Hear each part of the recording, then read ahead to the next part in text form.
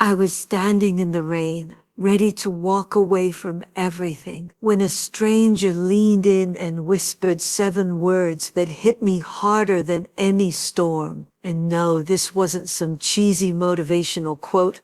What they said was unsettling. It wasn't even, but it was exactly what I needed to hear, and it's the reason I'm still here. But that's only the beginning of this story. Hey everyone, welcome back to Grandma's Guide to Life. I'm Sarah, and what you just heard is the most important conversation I've ever had with a complete stranger. This isn't your typical self-help channel. We dig into the real stories, the messy moments that actually teach us something worth knowing. If these kinds of honest conversations resonate with you, consider subscribing. We're building a community of people who believe wisdom comes from the most unexpected places. 3 months ago, I found myself outside my corporate office at 11 p.m., rain soaking through my jacket. 22 years at that marketing firm, and I'd finally reached my breaking point. I just cleaned out my desk after walking out mid-meeting. But let me back up and tell you how I got there, because context matters. I'd started at this company fresh out of college, working with my creative director Janet, who had this philosophy: if you have to lie about a product to sell it, find a different product. For years we worked with nonprofits, ethical businesses, companies trying to make a positive impact. But companies grow, priorities shift. Gradually, we started taking bigger corporate clients,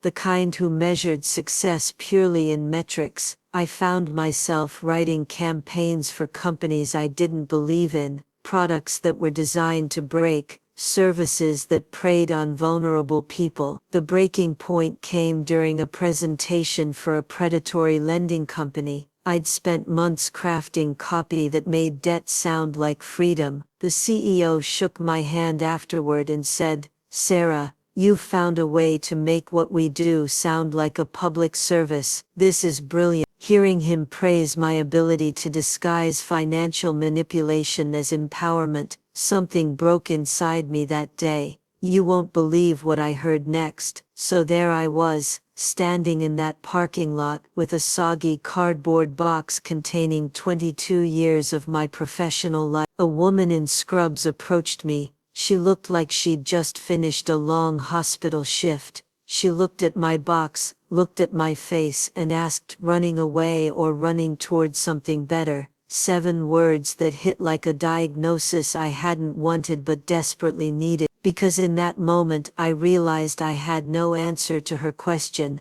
"I don't know," I said finally. "I just know I can't go back in there." She nodded, then said something I think about constantly. "Good, now you can figure out what you actually want instead of just what you don't want." Most people spend their whole lives becoming really good at avoiding what they don't want, but they never get good at pursuing what they do want. Those are completely different skills. That sentence didn't just echo, it exploded into every excuse I'd been making about why I couldn't change my life. Standing there, I realized she'd exposed something I'd been hiding from myself. I'd become an expert at identifying problems, but terrible at envisioning solutions. "What did you want to be when you were 8? She asked suddenly. "A writer," I said automatically. I wanted to tell stories that mattered. "And what happened to that person?" I started to give the standard answer about childhood dreams not being realistic. But looking at this woman who'd probably just finished saving someone's life, those explanations felt hollow. I told her she wasn't practical enough, I said instead. She laughed, not at me, but with recognition. "You know what's not practical? Spending 22 years getting good at something that makes you miserable. I bet you wouldn't let your best friend stay in a relationship that gave them panic attacks every Sunday night. But somehow you think it's responsible to stay in a job that does the same thing."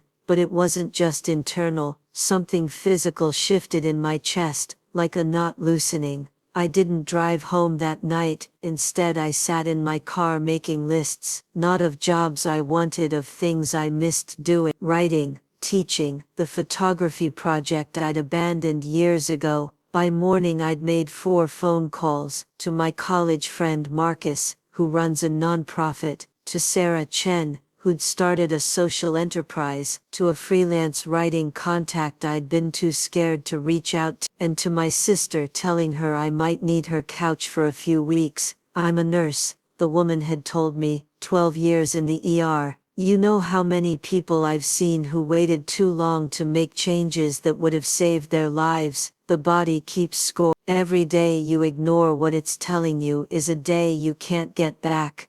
That shift led somewhere wild. The real turning point wasn't dramatic. It happened 3 weeks later during coffee with Marcus, my nonprofit friend. He mentioned needing grant proposals. 3 months earlier I would have said I wasn't qualified, but something about facing that question, am I running towards something, had changed how I answered challenges. I've never written grants before, I said, but I'd like to try. That willingness to try instead of immediately disqualifying myself, that was new, that was the real change. Before she'd left that night, the nurse had given me practical advice. The biggest mistake people make with career changes is thinking they need to have everything figured out before they start. But you can't think your way into a new life, you have to live your way into it. Perfect plans are just procrastination wearing a business suit. And what came after surprised even me. Let me be honest, making a values-based career change isn't a fairy tale. The money stress was real. 3 weeks in, I had a complete meltdown and called my sister Katie. What if I'm not actually good at this? I sobbed. What if I've romanticized writing because I was so miserable in marketing? Katie listened patiently,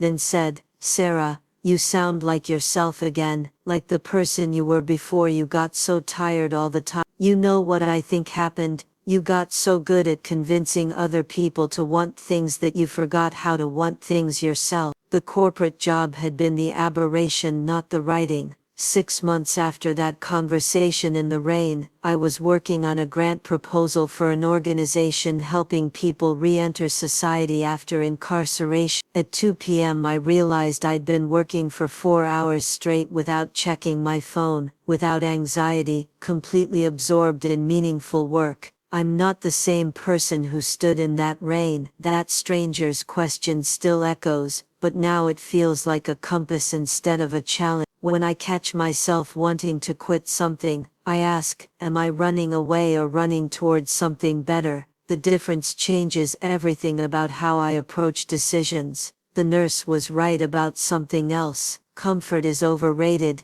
The opposite of misery isn't happiness, it's engagement. Most people choose chronic misery over temporary uncertainty because they think uncertainty is more dangerous, but uncertainty is just unfamiliar. Misery is actually dangerous. So here's what this means for you. Those 7 words, running away or running towards something better, they're not just about career changes. They work for relationships, habits, dreams you've been putting off. The question forces you to examine your motivation. Running away is motivated by fear and dissatisfaction. Running towards something better is motivated by vision and value. Both can lead to change, but only one leads to change that feels authentic and sustainable. Maybe you need someone to ask you that question today. Maybe you need to ask it of yourself. Here's what I want to know from you. Have you ever had someone say something that hurt but changed everything? Drop a comment and tell me about your uncomfortable truth moment. Sometimes the hardest conversations are the ones that set us free. Maybe it was a friend who called out a pattern you didn't want to see. Maybe it was a stranger who asked an uncomfortable question. Maybe it was your own voice finally telling you something you'd been trying not to hear. Share your story because someone reading needs to hear it. Sometimes the most powerful thing we can do is give someone permission to acknowledge a truth they're not ready to act on yet. And if stories like this, the real, unpolished moments that actually matter, resonate with you, subscribe to Grandma's Guide. We're building a community of people who believe that wisdom comes from honest conversations about the messy, complicated, beautiful process of becoming who we're meant to be. Before I finish, I want to acknowledge something. This isn't a story with a neat ending where everything worked out perfectly. Making values-based decisions is an ongoing practice, not a one-time transformation. I still have days when I question my choices, when financial uncertainty feels overwhelming, but I also have days, many more days, when I wake up excited about what I'm going to write, when the work feels like an expression of who I am rather than a betrayal of who I want to be. That stranger didn't give me a magical solution, she gave me a framework for evaluating choices, a way to distinguish between changes motivated by fear and changes motivated by growth. And that 7-word question continues to guide my decisions, large and small. It's helped me choose which projects to take on, which relationships to invest in, which opportunities to pursue. Because the truth is, we're all running from something or towards something. The question is, which one are you doing, and is it taking you where you actually want to go? Thanks for listening to my story. I'll see you next week.